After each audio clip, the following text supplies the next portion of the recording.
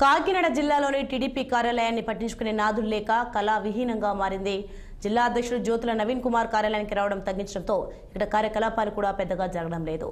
ఉమ్మడి తూర్పుగోదావరి జిల్లా పార్టీ కార్యాలయంగా ఉన్నప్పుడు ఒక వెలుగు వెలిగిన ఈ కార్యాలయం ప్రస్తుతం జీవం కోల్పోయినట్టుగానే కనిపిస్తుంది. ఇక దీనిపై మరింత సమాచారం మా ప్రతినిధి దుర్రాని అందిస్తారు. జిల్లా తెలుగుదేశం పార్టీ కార్యాలయం దగ్గర ఉన్నాం. గతంలో అంటే 7 ఏళ్ల క్రితం ఉమ్మడి తూర్పుగోదావరి జిల్లాగా ఉన్నప్పుడు అంటే కాకినాడ జిల్లా కానీ ఇటు రాజమండ్రి తూర్పుగోదావరి జిల్లా రాజమండ్రి కోనసీమ మొత్తం 19 నియోజకవర్గాలు ఉన్నప్పుడు ఇది కార్యాలయం ఉమ్మడి కార్యాలయంగా ఉండేది. అప్పుడు ఎంతో సందడిగా ఉండేది కార్యాలయం. అధికారంలో ఉన్న పార్టీ కార్యాలయం ఎంత బోసిపోయిగా ఉండడం మాత్రం చాలా దారుణంగానే చెప్పుకోవాలి. ప్రస్తుతం కాకినాడ జిల్లాలో 7 నియోజకవర్గాలు ఉన్నాయి.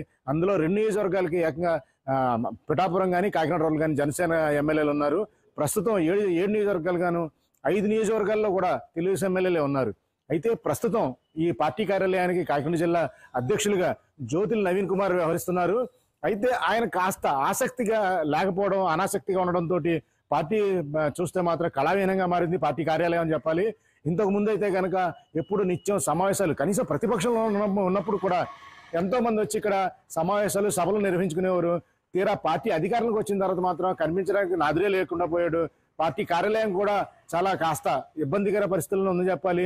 అధికారంలో ఉన్న పార్టీకి ఇంత గతి అయితే ఏ విధంగా అని చాలా మంది అంటే కార్యకర్తలు వాపోతున్నారు. ప్రస్తుతం అయితే కనుక కాకినాడ జిల్లాలో 5 నియోజకవర్గాల్లో ఎమ్మెల్యేలు ఉన్న ఐదుగురు తెలుగుదేశం ఎమ్మెల్యేలు ఉన్న అందులో 2 మహిళలు కావడం, అలాగే వారు కూడా అంత ఆసక్తి లేకపోవడం, అంటే తుని కానీ ప్రతిపాడు కానీ ఈ 2 కూడా ఆసక్తిగా లేరు. అయితే ఇప్పుడు కాకినాడ కానీ అంటే కాకినాడ నుంచి వనమల కొండబాబు నెగ్గారు. ప్రతిసారి ఆయన కార్యాలయంలోనే అనేక సమావేశాలు నిర్వహిస్తుంటారు. అయితే ఆయన కూడా ఈ పగ్గాలు చేపట్టడానికి ఆసక్తిగా లేరు. ఎందుకంటే ఆర్థిక భారం ఆయన మీద పడుతుందన్న ఉద్దేశంతో ఆయన కూడా పార్టీ కార్యాలయం కాస్త దూరంగానే ఉంటున్నారని చెప్పుకోవాలి. మిగిలిన పరంగా చూసుకుంటే జగ్గంపేట అంటే జ్యోతుల నవీన్ ఎవరైతే ఉన్నారో ఆయన ఎమ్మెల్యేగా నెగ్గడం, ఆయనకు మంత్రి పదవి ఇస్తారని ఆయన కుమారుడైన జ్యోతుల నవీన్ కుమార్ కూడా చాలా ఆసక్తిగా ఎదురు చూశారు. ఆయనకు రాకపోయేసరికి కాస్తంత నిరాశగానే ఉన్నారు. ఆయన ఈ పార్టీ కార్యాలయానికి రావడం బాగా తగ్గించేశారని చెప్పుకోవాలి. దాంతో ప్రస్తుతం అయితే కనుక ఇక్కడ బోసిగానే ఉందని చెప్పుకోవాలి. చూడడానికి ఎవరు నాయకులు రాకపోవడం.